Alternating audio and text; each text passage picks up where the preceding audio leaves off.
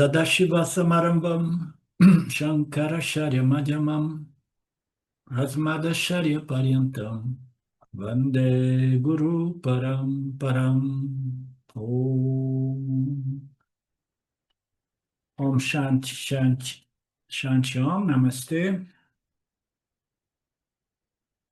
Bem-vindo a todos. Segundo segmento da aula de domingo, né? Nós vamos abordar o verso 5, a introdução aqui do Swamiji. Vamos ver se tem alguma coisa que nós já não abordamos, né, agora, nessa aula anterior, para não ficar muito repetitivo, né? Mas, para contextualizar, né, no capítulo 13, nós estávamos vendo principalmente o que era o Atmayana, né? Então, como já foi entendido, esses capítulos, né, finais do capítulo 13 ao 18 são muito focados no autoconhecimento, né? A sabedoria que liberta e, portanto, é colocada como conhecimento que todos nós precisamos obter para, para nos graduarmos, digamos assim, ou nos libertarmos da dor do samsara.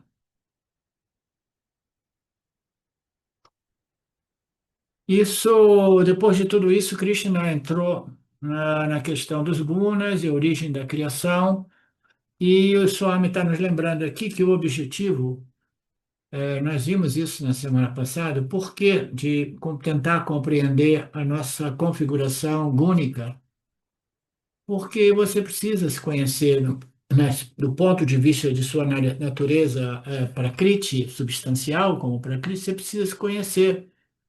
E por que que você tem que se conhecer? Porque, como o Mário disse, ele vai observando o modo qual Maya, ou essas três energias, estão influenciando ele, né? Então, nós somos, né, configurados por essas energias, nós temos as nossas personalidades, as nossas tendências, né? O nosso caráter, as nossas atitudes. Nós vamos ver no finalzinho da beleza do Bhagavad Gita, não lembro se é no capítulo 17 ou 18. Tem uma passagem lá que tudo que existe no universo vai ser classificado a partir das três energias. Tudo, tudo, tudo, tudo vai ser categorizado, entendeu? Com base as três energias, né? Que são energias, como nós sabemos, energias extremamente sutis, mas que são muito frequentemente referidas como gunas. E a palavra guna significa corda, né? A maioria de vocês já sabe. Significa corda, né? E por que que é corda? Porque a corda é algo que amarra, né? E os gunas nos amarram no samsara, né? Então, esse pessoal que diz que você tem que deixar o corpo com 45 graus de inclinação, isso e aquilo, né? Mas eles não estão nem, né, conscientes de que os gunas invisíveis estão amarrando ele e não tem nenhuma estratégia, né, estratégia superficial, né, infantil, que possa libertar o indivíduo do retorno a uma próxima encarnação, que não seja transcender a sua natureza gúnica. Transcender a sua natureza gúnica é se identificar com o princípio Purusha, que junto com a sua natureza Prakriti faz de você um Chidabhasa, uma consciência refletida, um ser que desfruta de consciência refletida. Para isso, nós temos que ter o que? O corpo, mente, sentidos, né? Então, nós vimos isso, e o propósito de compreender a nossa natureza Prakriti é próprio essa que nós estamos vendo, né? É que eu preciso, fundamentalmente, esse é um mantra vedântico, né? Cultivar e desenvolver mais Sattvaguna, né? Cultivar e desenvolver mais Sattvaguna. Porque você precisa de uma mente focada e contemplativa muito focada, muito sutilizada, muito contemplativa, para seguir a lógica apresentada nas Escrituras e compreender que você é composto de dois princípios. Você é composto da sua natureza real ou superior, como queiramos, que é chamado Purusha, o espírito, consciência, né? O Sakshi, né? Mas que você, como Chidabhasa, como consciência refletida, você depende da sua natureza Prakriti, que são a sua natureza gúnica. Então, você tem a sua natureza gúnica e a sua natureza espírito.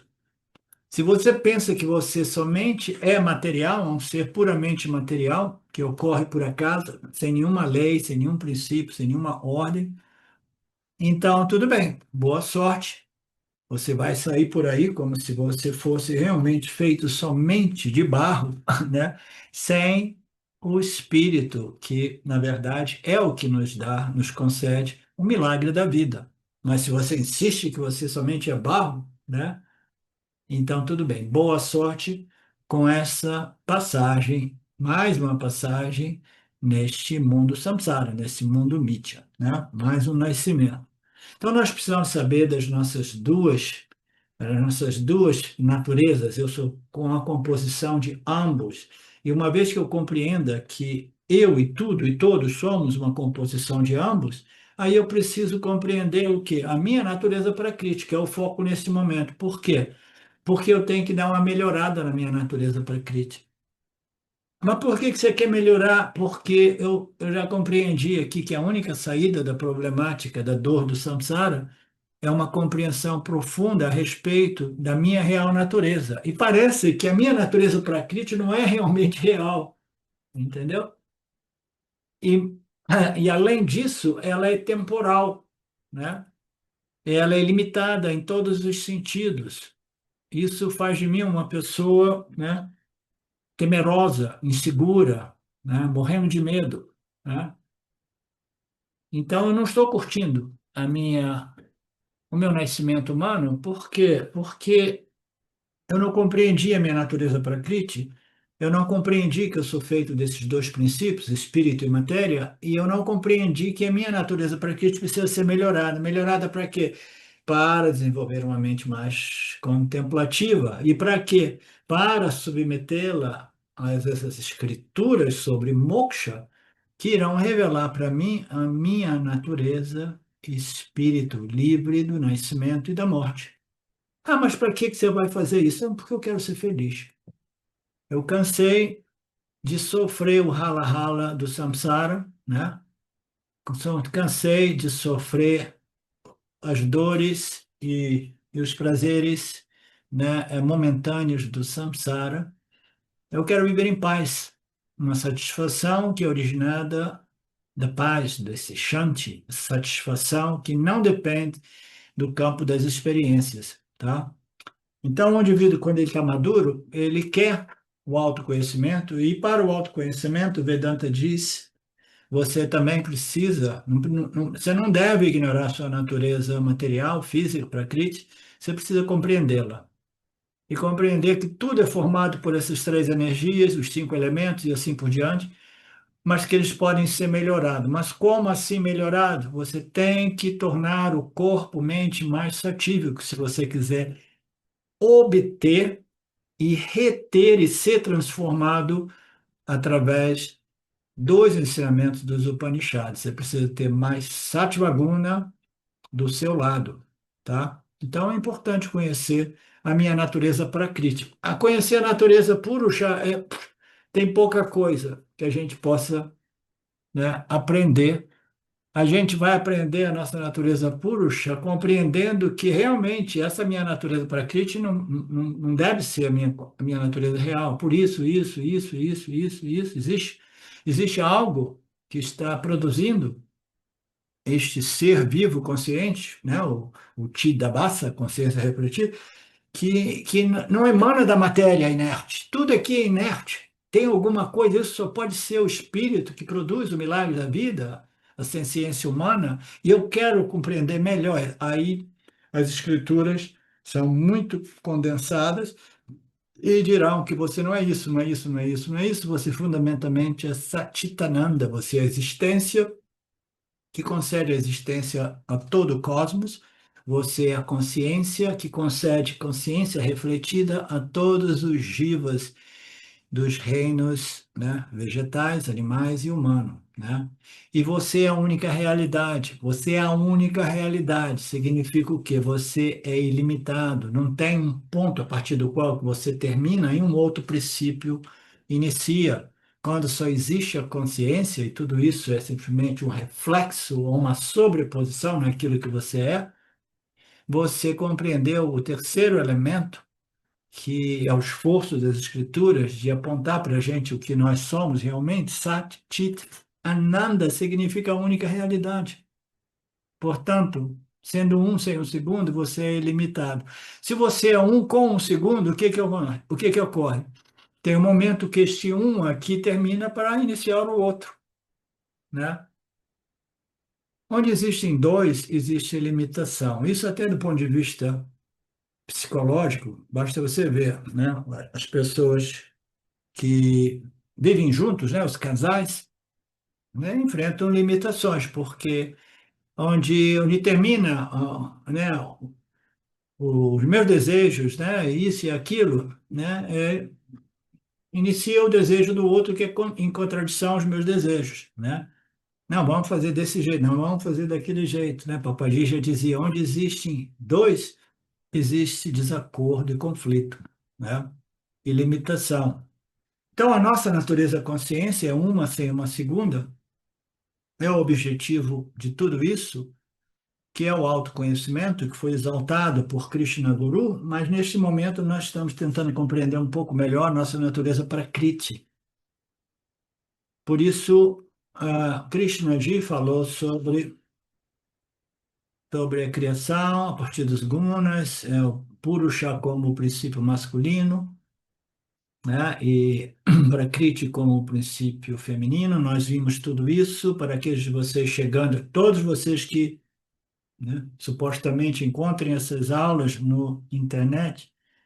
É sempre melhor iniciar da aula um daquele dia, tá?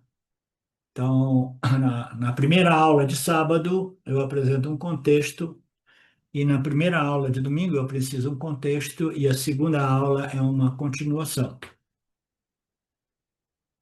Então, este Maya, este princípio Brahma Tattvam, a realidade, o princípio real, a realidade absoluta, e Maya Tattvam.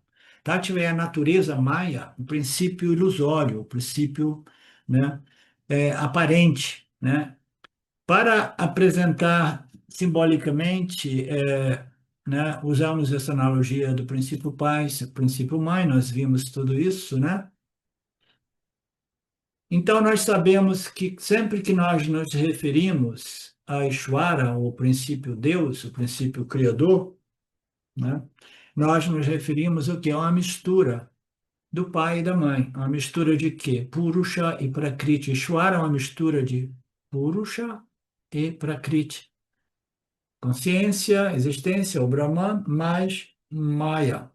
Ishvara é uma mistura de ambos. E, fundamentalmente, a gente diz que Maya é o Criador. Toda a criação nasce deste útero materno chamado Maya. Mas nós temos Ishvara, que também é um subproduto deste casal perfeito, Purusha e Prakriti.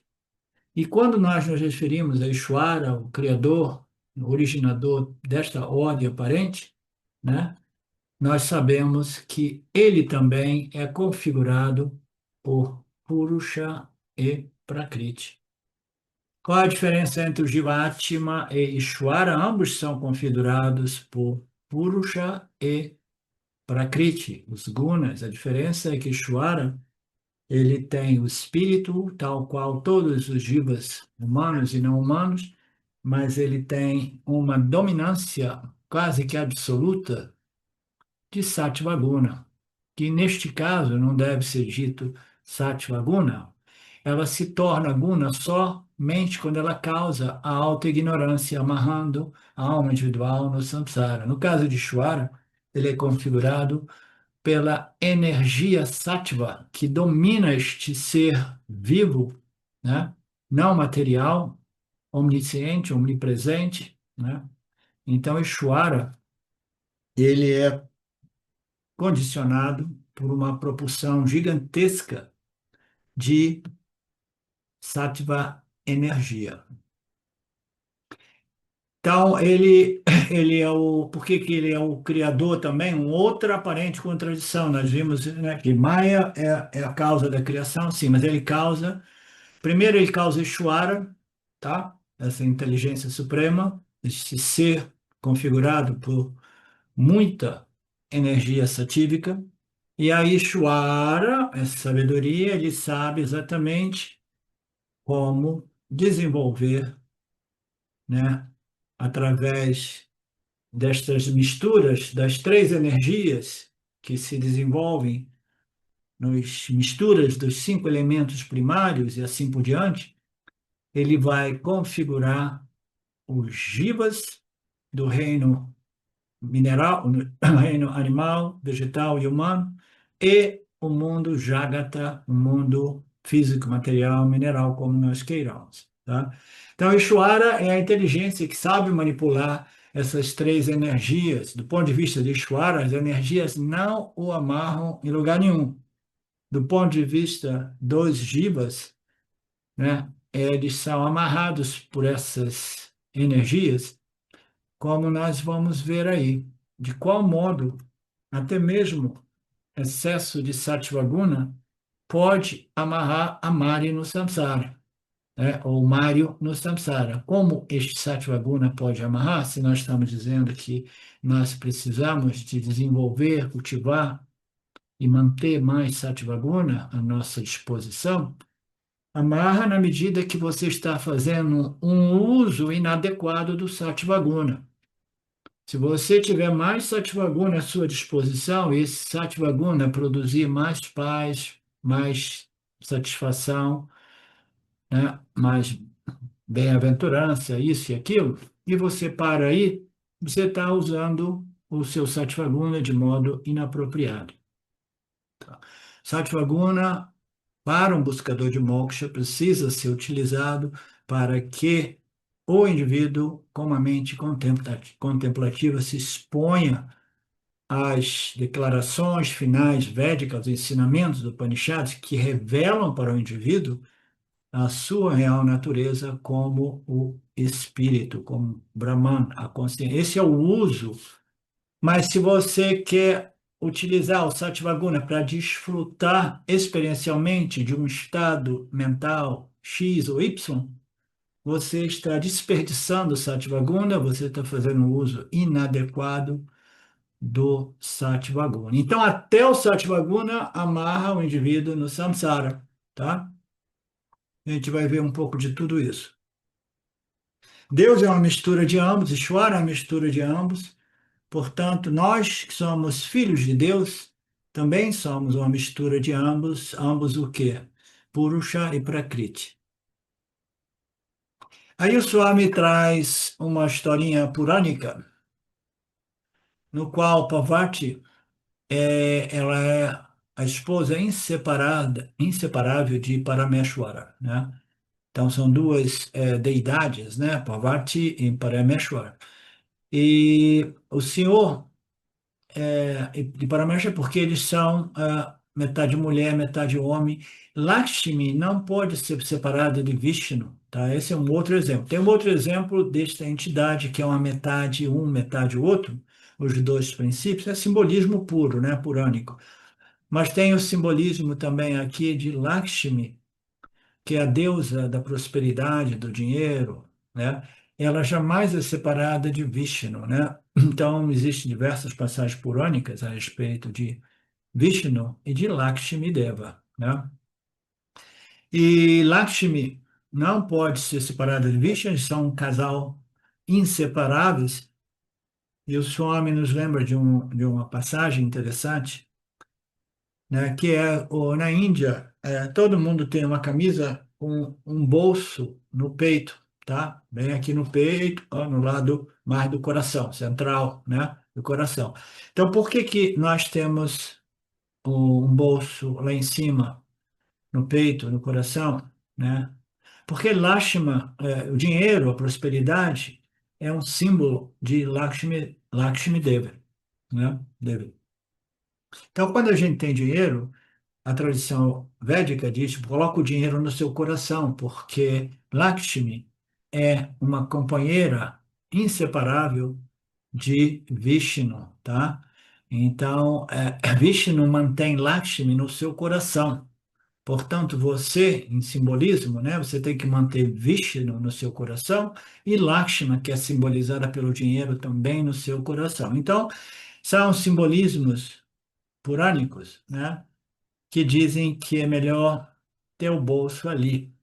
Mas nos dias de hoje o dinheiro em espécie está desaparecendo, então esses simbolismos não são mais muito simbólicos, né?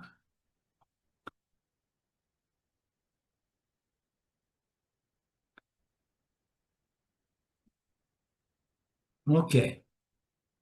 Todos esses simbolismos, esses exemplos purânicos servem para indicar que Purusha e Prakriti são inseparáveis, tá? Tudo que existe no mundo, mítia fenomenal, é uma mistura de ambos e a gente não consegue separar. E essas histórias purânicas servem para ilustrar esses conceitos, né?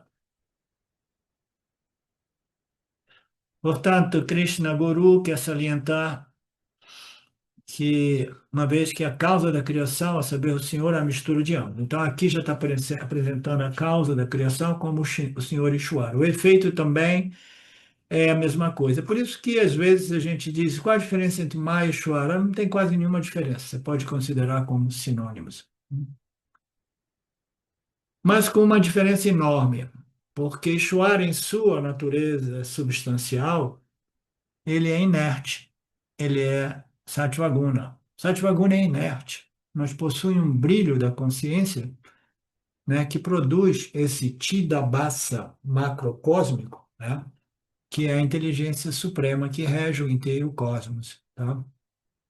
Então, existe uma pequena diferença entre Maya e Ishvara. Existe um texto que discute quem que é superior, entendeu? Ah, mas Ishvara depende de Maya, mas Ishvara, Maya é totalmente inerte. Ishvara é um princípio inteligente, não em sua natureza satvaguna, mas do reflexo, o brilho que este ser luminoso, né, devido a uma dominância enorme de sattva, produz como a inteligência suprema, né? Então, Maheshwara são ambos a causa do universo, nesta passagem, nesses textos, como eu expliquei, né? Em outros textos a gente pode ver de ângulos distintos, até que a gente chega a um ponto de ver que não existe criação, portanto, que causa é essa que vocês estão procurando, né? Mas, do ponto de vista dessa ordem aparente, todos os ornamentos de ouro terão a mesma composição da barra de ouro, do mesmo modo tudo haverá uma composição de Prakriti e Purusha, né? Existe uma diferença aqui. Se você pega uma barra de ouro, né, que tem inclusões daquilo que dizem ser impurezas, né? Então, todos os ornamentos a partir daquela barra de ouro vão ter a mesma composição, né? Mas já no caso da criação, as composições estarão lá, todas elas estarão presentes, mas as proporções serão diferentes. E as proporções do ângulo, né, do ponto de vista do Jiva-Atma, vão depender do esforço do Jiva-Apta de compreender que ele é uma mistura de espírito e matéria e melhorar o seu aspecto material. Melhorar o corpo, mente, sentidos é desenvolver um corpo, mente, sentido mais satívico.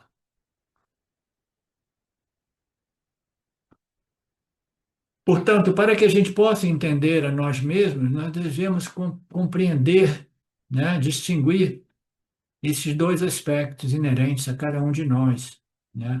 Purusha, o espírito, e a matéria ou energia.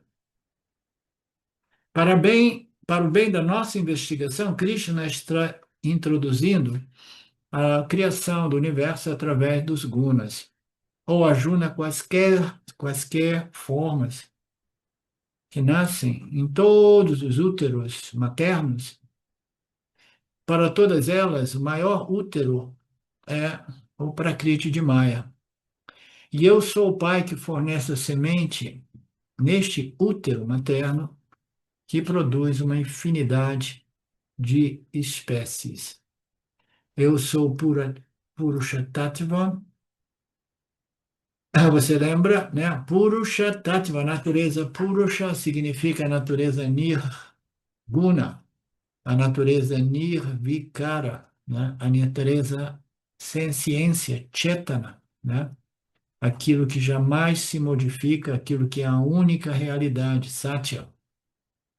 Este princípio Purusha é a consciência imutável.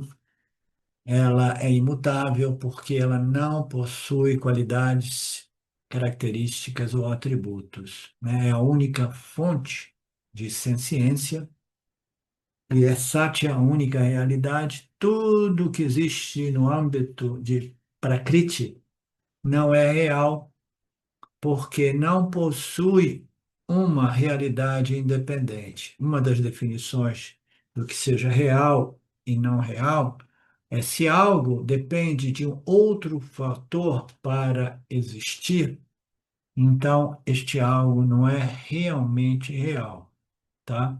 Para ser real, precisa ser autocontido, como eu falei na aula de ontem, né?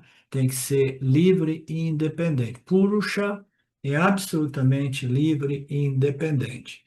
Prakriti depende de Purusha. Portanto, Prakriti, devido aos seus atributos que os definem, ele depende, né, de Purusha, a realidade absoluta. Então, tudo que existe no âmbito de Maya, de Prakriti, está sujeito a constantes mudanças. Por quê? Porque tudo que existe aqui existe configurado por qualidades, propriedades e atributos. E essas configurações, definidas por muitos atributos e qualidades e características, elas estão interagindo o tempo todo no campo dos objetos e tudo impacta tudo, modificando tudo. Tudo isso está sujeito a mudanças. É uma realidade aparente que você jamais pode definir como isso ou aquilo e que não possui existência própria. Por isso, nós chamamos de mithya aquilo que existe, mas não é realmente real, mas ainda assim disponível para a experiência e até mesmo a compreensão ou conhecimento a respeito desses fenômenos mithya. Você compreende tudo isso, Márcia?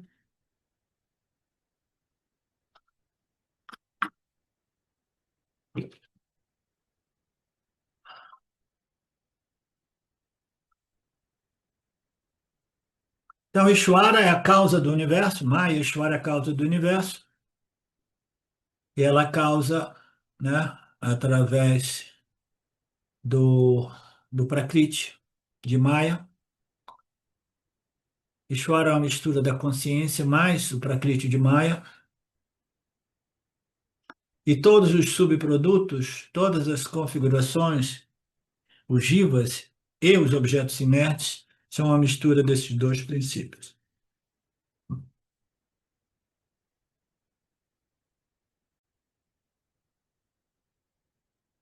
Então, o verso 5, vamos entrar no verso 5. Sattva, Rajas e Tamas, estes são os três gunas nascidos de Prakriti.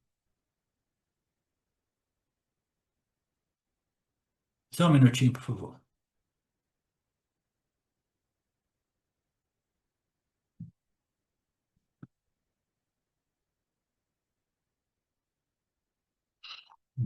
Perdi. Rajas, Sattva, Rajas e Tamas são os gunas nascidos de Prakriti. Eles aprisionam o ser imutável, o corpo ou Arjuna, né? Então, esse aqui é um verso controverso, né? Que nós precisamos compreender cuidadosamente, porque Sattva, Rajas e Tamas são essas três energias, né, que são a natureza de Maya, né, a matéria-prima do universo, né, e eles aprisionam o ser jiva aparente, que fundamentalmente é imutável, né? Mas ele se torna preso ao corpo físico e ao mundo ao seu redor, o Arjuna. Eles aprisionam o ser imutável. O ser imutável jamais é realmente sujeito ao aprisionamento, mas aparentemente ele se torna vítima desta ignorância avidya, se identifica com o corpo mutável e assim este ser imutável que nós somos, nos tornamos presos, amarrados pelas três cordas, os três energias que se tornam gunas, que nos amarram ao samsara, né? Então, o que é o Jivatma? O Jivatma é o ser imutável, né? Aparecendo como um ser mutável, porque o corpo, mente e sentidos, ele se modifica de momento a momento, né? Como ontem eu falei, hoje eu falei também, eu tô tomando remédio, né? Eu até falei assim, eu estou mais tamásico, né? Então, tecnicamente dizendo assim, a mente está mais tamásica, o corpo está mais tamásico, né? Mas o ser imutável não é sujeito a nenhuma dominância dessas condições gúnicas, né? Então, este ser que nós somos, eles aparentemente ficam presos às condições do corpo-mente mutável, esquecem de serem a consciência imutável e sofrem a dor, a problemática do samsara, tá? Então a gente tem que compreender essas nuances. Antes de entrarmos nessa análise, darei a você uma visão geral do desenvolvimento que virá a seguir, Bhagwan, mistura de consciência e matéria. Nós também, ele está fazendo uma revisão daquilo que a gente viu já muito explicadamente na aula anterior. O corpo é feito de matéria e de atributos. Deixa eu ver se tem alguma coisa um pouco mais diferente. Nós sabemos que a condição do corpo, né, ela é sujeita a modificações nos dias de hoje. O problema da obesidade, né, não existe entre nós do Vedanta Brasil, não tem ninguém obeso em nossos grupos, né? Obesidade quase sempre é uma indicação também de excesso de tamoguna. Os vedantinos, eles são mais satívicos, né? Mas o corpo, o Swami diz aqui, é sujeito a mudanças, e a mente também. Então, o corpo pode ser dito mais magro, mais gordo, saudável, menos saudável. Tudo isso é saguna. O corpo é savikaram, em constante modificação ou mudanças. E se o corpo muda, imagine a mente muda às vezes inesperadamente e violentamente, né? As emoções podem causar reações inesperadas e violentas às vezes, né? Então, o corpo-mente é sempre nesse processo de mudança constante.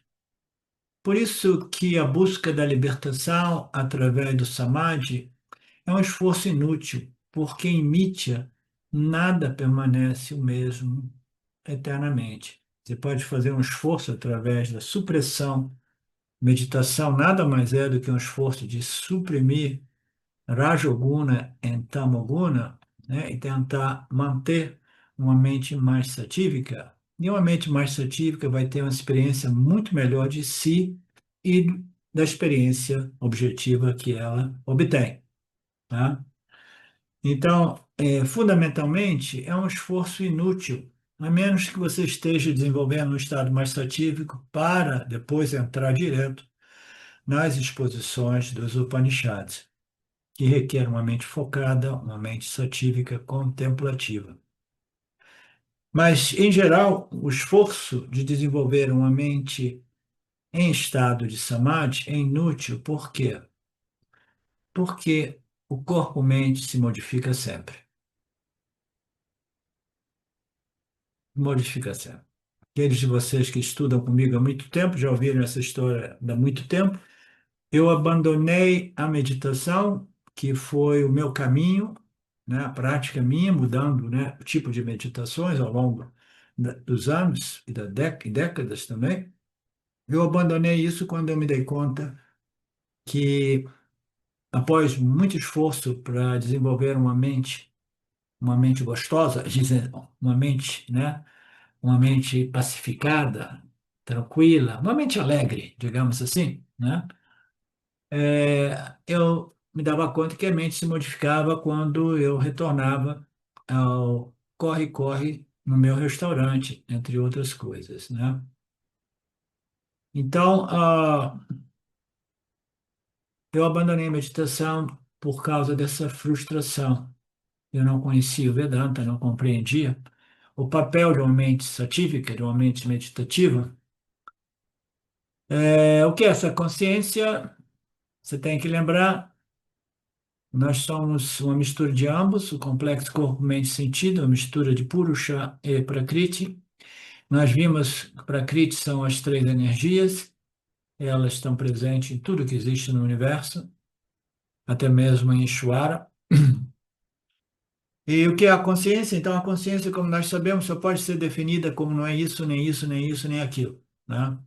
Então, a consciência não é parte, produto, propriedade do mundo Prakriti, do mundo material, do mundo energias, né? Então, a consciência é uma entidade livre, independente de tudo isso, e ela não está limitada pelo mundo, né? Então, a consciência que nós experimentamos como da basta consciência refletida, ela não está limitada às periferias do nosso corpo físico, né? Ela está sempre presente. Ela é ilimitada, ela está sempre corpo físico. Existe no âmbito desta consciência, a consciência brilha com consciência refletida no corpo-mente, no complexo corpo-mente, mas ela é livre. O corpo-mente pode ser destruído, a consciência, ela jamais pode ser destruída porque ela não tem início e, portanto, não pode ter o fim, ela é a única realidade. E aí, um outro aspecto que é colocado para a gente tentar compreender essa consciência é que, na ausência do corpo prakriti, a consciência não pode ser verificada ou demonstrada, tá? Então, nós temos os exemplos. A corrente elétrica, ela só é verificada realmente, se a gente quiser, naqueles tempos, né, que a gente tinha que acender o interruptor para ver se faltou luz ou não faltou luz, né? Você precisa de ligar o interruptor para ver se tem luz ou se não tem luz, né? Então, a lâmpada, o filamento da lâmpada é um instrumento que nos permite verificar se a corrente elétrica está presente ou se caiu a energia em toda a cidade, né? Então, do mesmo modo, esta consciência purusha, sem um instrumento, não é realmente demonstrável ou verificável, e até mesmo através de um instrumento corpo, mente, sentidos, esta consciência é tão difícil de demonstrar para aqueles com mentes rudimentares e entendeu? E muito, mas estreitas, né? Que não consegue conceber que esta consciência, ela é jamais não presente, é o princípio que produz o milagre da vida, que brilha no intelecto humano. As pessoas não conseguem compreender que a consciência não é a mente, né? A mente elas conseguem objetificar e pensam que se é consciente, eles acham que a consciente é parte, produto e propriedade do cérebro, da matéria, né?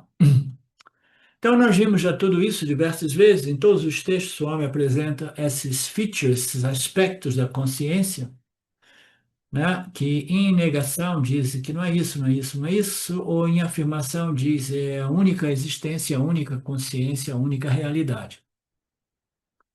Esta consciência é livre dos gunas. Nirguna significa ela não possui nenhuma característica, propriedade ou atributo. Significa que ela não é mutável, porque o conceito de mudança depende da dualidade ou diversidade de objetos que interagem entre eles, causando inevitavelmente mudanças em tudo. Essa consciência é também referida como Sakshi Tattva, o princípio testemunha, que é imutável, que testemunha todas as mudanças que ocorrem no corpo, mente, sentidos e no mundo obtido através do mesmo.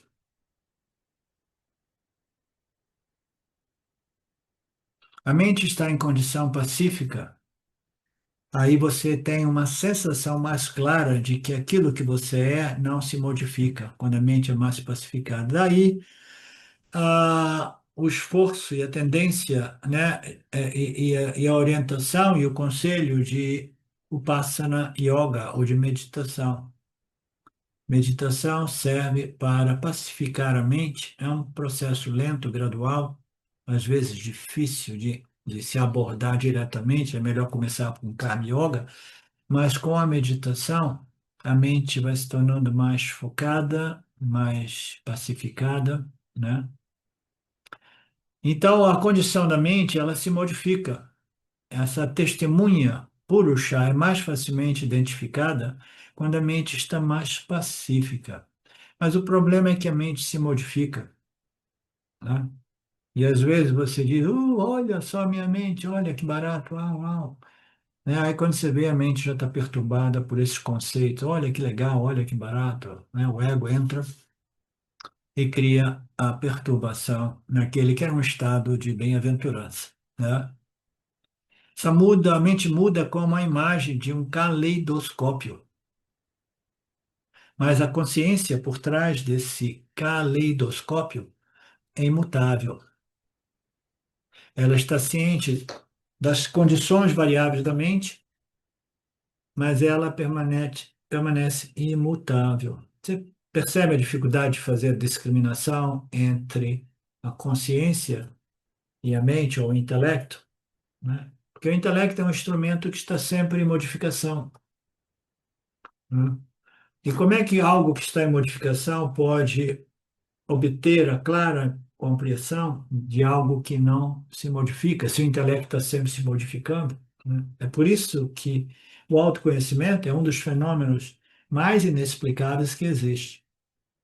Você precisa obter o autoconhecimento, que é conhecimento daquele aspecto da sua existência como ser humano que não se modifica, mas você, o intelecto, está se modificando.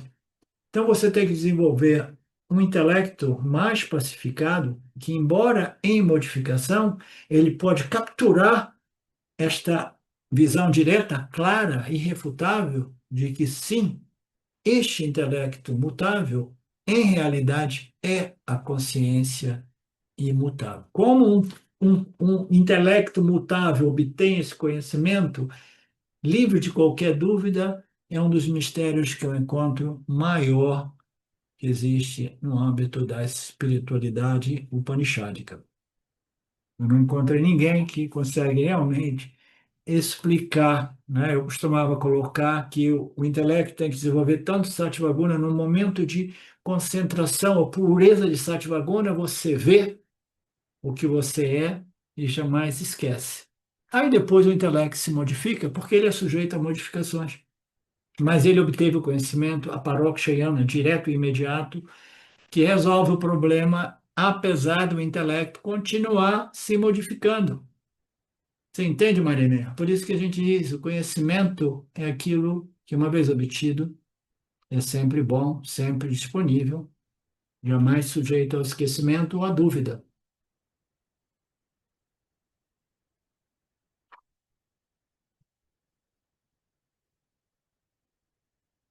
Então, cultivar Sattvaguna é importante. Essa consciência testemunha imutável é chamada de Sattva.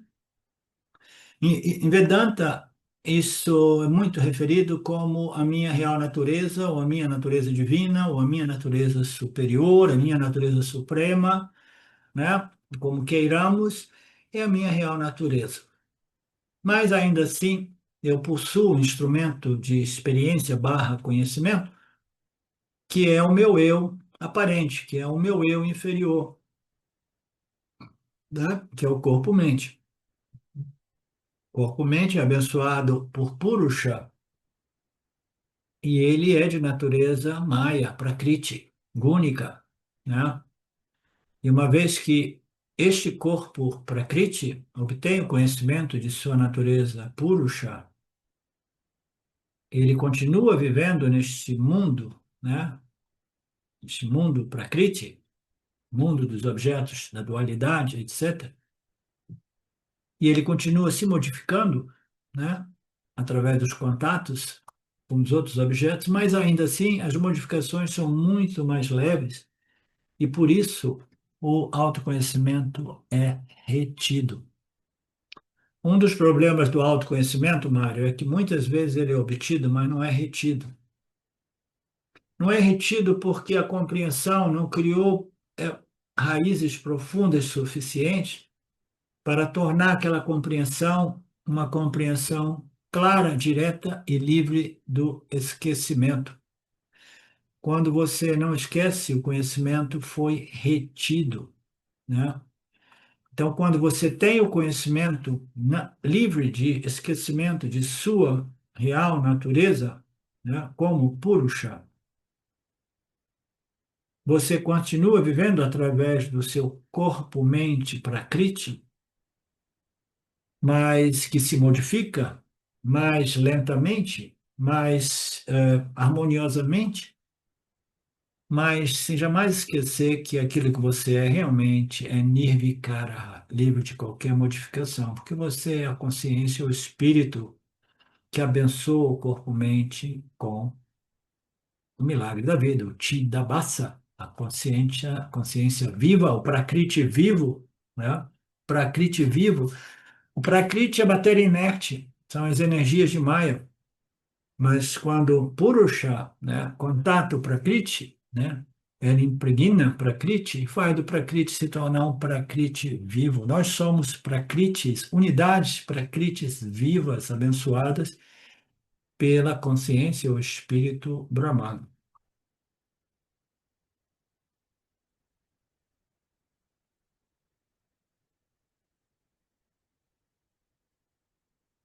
Portanto, todos nós temos esse princípio.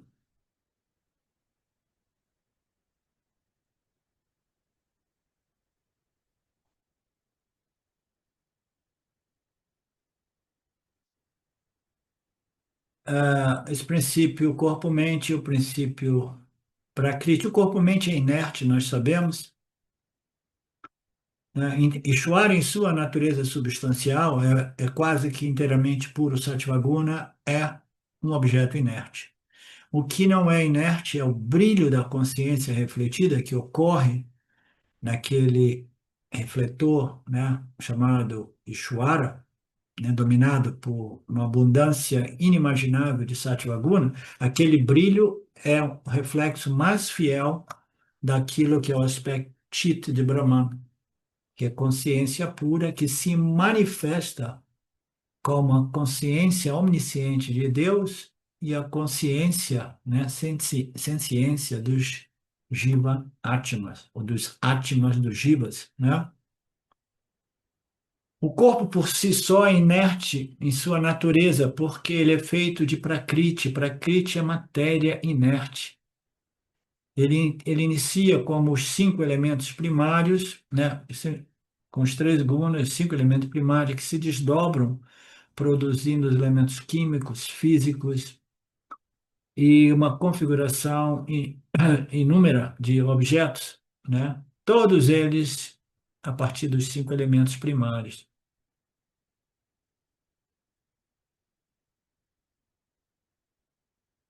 Então, o nosso corpo é inerte. Mas mesmo que esse corpo intrinsecamente não possua por si o milagre da vida, a ciência, né? Por causa da total pervasividade de Marcelo, todos nós desfrutamos do milagre da vida, né? Por causa da total pervasividade de Brahman, de Purusha, da consciência, porque é a única realidade, todas essas configurações são projeções naquilo que é a luz da consciência, que ilumina e revela tudo isso. Então, por causa dessa total pervasividade da consciência, o corpo brilha com a consciência original, se tornando então as consciências distintas, os reflexos, consciência refletida, Chidabhasas. Agora o meu corpo brilha, meu corpo Prakriti, brilha com o milagre da vida, com a ciência humana. Ele não possui luz própria, mas ainda assim ele brilha com a luz da consciência. Não é assim, Mari? Né? O corpo inerte brilha com a ciência, com a consciência humana, embora ele fundamentalmente seja matéria inerte, tanto o corpo sutil como o corpo físico. Então, essa luz é a luz toda pervasiva, o aspecto Chita de Brahman, que ilumina, né, e revela tudo, ou que reflete tudo, ou que abraça, encompassa todas as projeções, as sobreposições dos gunas de Maya, como queiramos, né? Então, essa consciência toda penetrante, toda pervasiva, toda permeante, né? Ela concede o brilho da consciência humana. Aí nós temos aquela analogia linda, maravilhosa da água, que fundamentalmente tem uma temperatura ambiente fresca, né? Mas quando ela é colocada numa panela de barro, e essa panela de barro é aquecida com o fogo se transfere para a panela de barro, e a panela de barro transfere o elemento fogo, o calor, para a água. A água se torna uma água fervendo. O calor da água fervendo não é intrínseca à água, mas ele é concedido pelo elemento fogo.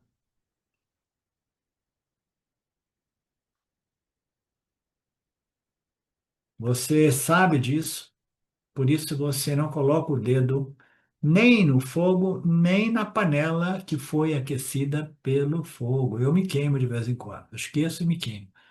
Queimo o dedo, né? Se você coloca o dedo, você vai saber. Portanto, o corpo é senciente neste momento por causa da senciência intrínseca de Brahman, de Purusha.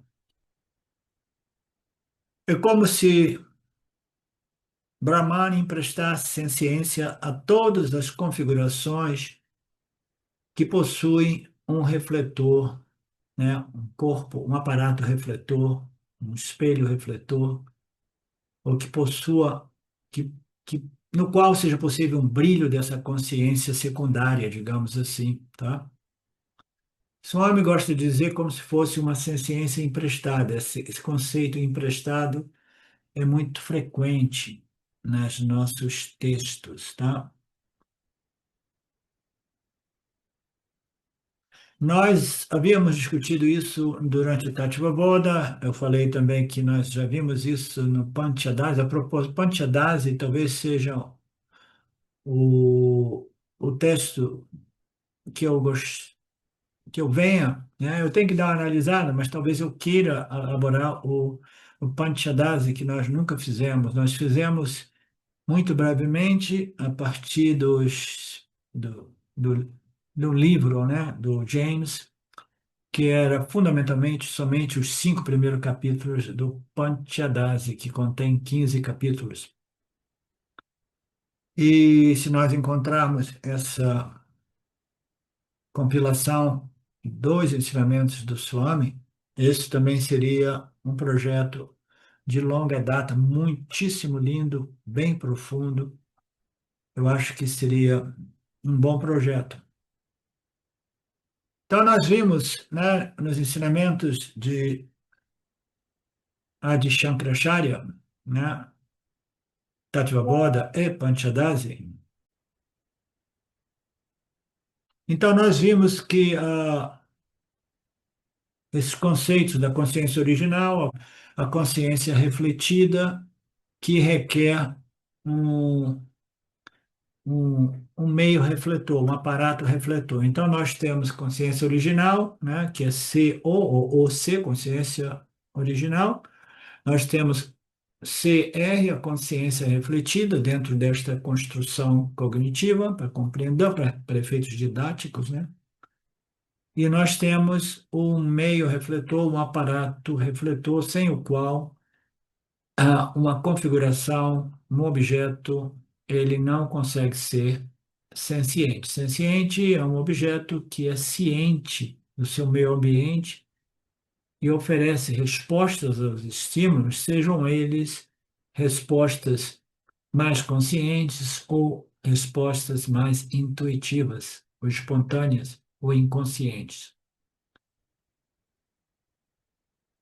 Então, o corpo é senciente, mas a senciência ela foi concedida pela única fonte de senciência, que é Purusha, espírito, ou a consciência inerente à única realidade que nós somos. O corpo se torna vivo, o Prakriti se torna vivo devido a esta consciência original, consciência universal, consciência não dual, consciência cósmica, a única consciência que existe, como queiramos. Ok? Então a gente fica por aqui. Alguém tem alguma questão, alguma reclamação? Vocês pararam de reclamar já dá muito tempo, hein? Hã? Om Purnamada Purnamidam Purnamudachyate Purnasya Purnamadaya Purnameva Vashishyate Om Shanti Shanti Shanti Om Om Shvara Namastê. Saudações. Eu quero aqui deixar um pequeno testemunho. Através do estudo do Vedanta, com os ensinamentos sendo esclarecidos especificamente pelo professor Arlindo Nagar, foram canceladas em mim algumas noções que eram relacionadas com a ideia que eu tinha a respeito de alcançar algo que representasse uma grande realização espiritual. Então o Vedanta fez com que, pela compreensão, a minha mente ela abandonasse o papel de buscador espiritual. E isso para mim foi um marco inicial para uma outra relação com o processo de desenvolvimento espiritual, do qual, saibamos disso bem ou mal, é um processo que fundamenta a vida de todos nós. E eu digo isso para estimular todos aqueles que chegam no Vedanta Brasil e entendem que podem se beneficiar da profunda imersão direcionada para o autoconhecimento que é promovida nesse grupo de estudos, que é um grupo que existe graças ao trabalho altruísta do professor Arlindo Nagar, suportado também pelo trabalho voluntário de pessoas que contribuem para a manutenção do grupo de diversas maneiras. E entre as várias formas de contribuir com esse trabalho, as contribuições regulares em dinheiro, elas são necessárias. Então, se você se beneficia do trabalho desenvolvido no Grupo de Estudos Vedanta Brasil, faça uma contribuição. Qualquer quantia é muito bem-vinda. As informações para transferências em dinheiro ficam disponíveis na seção Avisos do nosso grupo no Facebook e serão colocadas na descrição desse vídeo aqui também. Namaskaras.